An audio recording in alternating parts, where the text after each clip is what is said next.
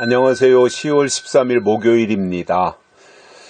믿음으로 산다고 하는 것은 하나님의 뜻대로 사는 것을 의미합니다. 그래서 우리에게 믿음이 있다면 하나님의 뜻하신 바가 우리에게 있어야 돼요. 그러면 하나님의 뜻을 어떻게 우리가 알 수 있느냐 하면 성경을 통해서 알 수 있습니다. 성경은 하나님의 뜻을 기록한 책입니다. 그래서 그 하나님의 뜻, 넓은 의미로 하나님의 뜻을 이제 우리가 설명할 때 이루어진 하나님의 뜻을 된 일 또는 역사 이렇게 말하고요. 이루어질 하나님의 뜻을 될 일 또는 예언 이렇게 말하는 겁니다. 그래서 우리가 하나님의 뜻이 있어야 된다라고 하는 것은 이루어진 하나님의 일에 대한 것을 설명한다기보다는 앞으로 하나님이 이루실 일, 하실 일, 될 일, 이러한 것을 가리켜서 하나님의 뜻이다 이렇게 말하는 겁니다. 그래서 이루어진 것보다는 이루어질 것을 우리가 하나님의 뜻이라고 말하고 그것을 다른 말로 예언 또는 약속 이렇게 부르는 거지요. 그래서 우리가 정말 살아있는 신앙은 예언과 약속으로 발전하게 되어 있습니다. 이것이 진정한 의미의 신앙인 것입니다. 그래서 우리의 신앙이 하나님 보실 때 올바른 신앙, 즉 약속과 예언 중심의 신앙으로 늘 발전하고 또 향상되었으면 좋겠습니다. 오늘은 고린도 후서 1장 10절과 11절 두 절의 말씀 보십니다. 그가 이같이 큰 사망에서 우리를 건지셨고 또 건지시리라. 또한 이후에라도 건지시기를 그를 의지하여 바라노라. 너희도 우리를 위하여 간구함으로 도우라. 이는 우리가 많은 사람의 기도로 얻은 은사를 인하여 많은 사람도 우리를 위하여 감사하게 하려 함이라. 아멘.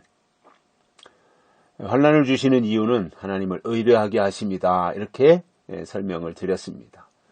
그럼에도 이제 그 환난을 당한 그 순간은 참으로 견디기 힘든 고통의 연속이었겠지요. 그러나 그것을 잘 감당하고 이겨내서 하나님 앞에 인정받을 때 그때는 더할 나위 없이 큰 기쁨이 찾아올 것입니다.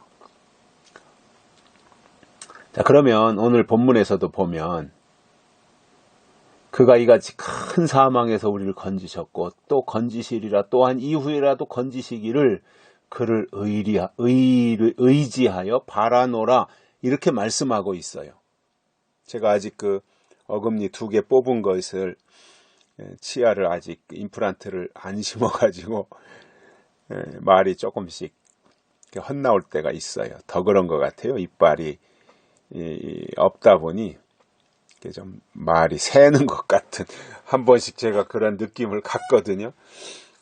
이제 곧 아마 이제 임플란트를 심을 거니까 그때는 조금 발음이나 이런 것이 나아지지 않을까 제가 그렇게 기대를 해봅니다.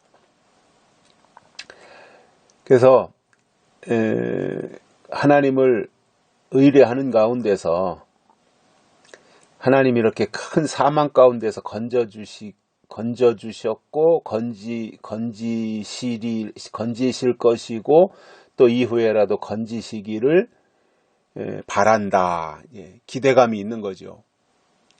큰 사망 가운데서도 하나님이 건져주실 것이다. 다니엘을 사자굴에서 건지신 것처럼 다니엘의 세 친구를 풀무불에서 건지신 것처럼 하나님이 그렇게 건지실 것이다. 이러한 내용들을 설명을 해 주시니까 얼마나 좋아요. 그죠? 감사한 일이죠.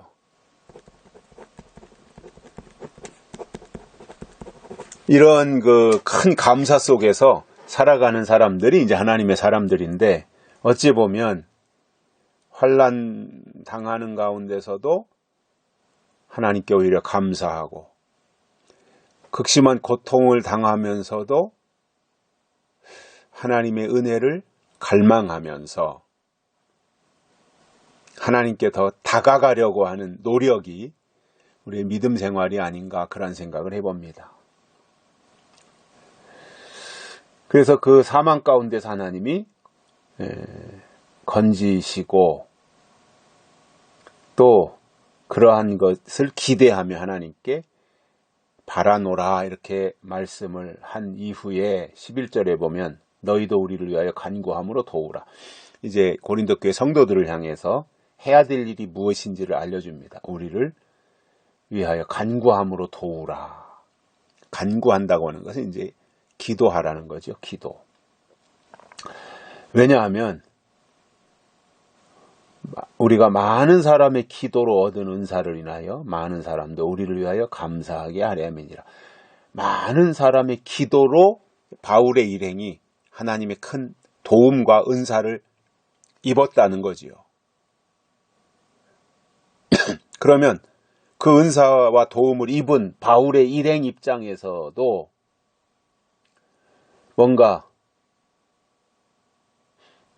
또 베풀어줘야 될 것들이 있지 않겠습니까? 입었으면 베풀어야 될 거 아니에요. 그래서 많은 사람의 기도 덕분에 은사를 얻었어요. 바울의 능력이라기보다는 많은 성도들의 기도의 뒷받침이 있었기 때문에 그 일을 할 수 있었다, 그 말이에요. 주변에서 많은 사람들이 기도하는 기도의 동역자들, 기도의 동지들이 기도의 뒷받침을 했기 때문에 바울이 그러한 일을 해낼 수 있었다는 말입니다. 사실이죠, 그죠? 혼자 힘으로 할 수 있나요?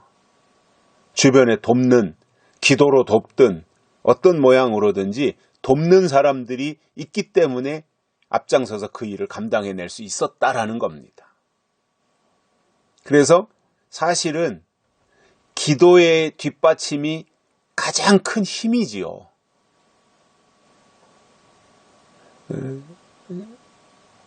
그 기도의 사람들이 참으로 위대한 분들이라고 봅니다. 늘 모여서 기도하고, 또 기도로 응원하고, 기도로 힘을 보태고, 또 하나님이 함께 하시기를 기도를 통해서 간구하고, 이러한 과정 속에서 그 힘을 얻어서 그 이상의 일도 해낼 수 있는 것이 아니겠습니까? 바울도 그 고백을 하고 있는 거고요. 그래서 많은 사람의 기도로 얻은 은사를 인하여 많은 사람도 우리를 위하여 감사하게 하리라. 많은 사람 덕분에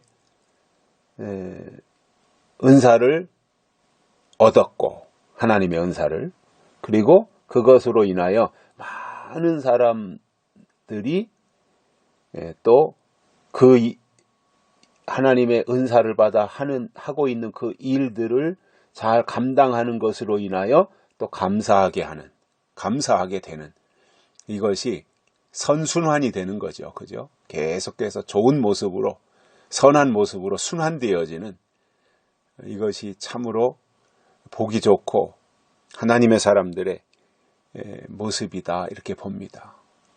따로따로 떨어져 있는 것 같지만 하나님의 사람들은 지체이기 때문에 떨어진 것이 아니라 다 연결되어 있는 사람들입니다.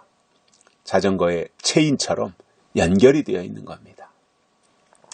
그래서 서로서로 자기의 자리에서, 자기의 위치에서 해야 될 일들을 묵묵히 감당하다 보면 하나님이 주시는 또 다른 은혜가 체험될 것이고, 또 새로운 힘을 하나님이 북돋아 주실 것입니다. 여기까지 하겠습니다. 고맙습니다.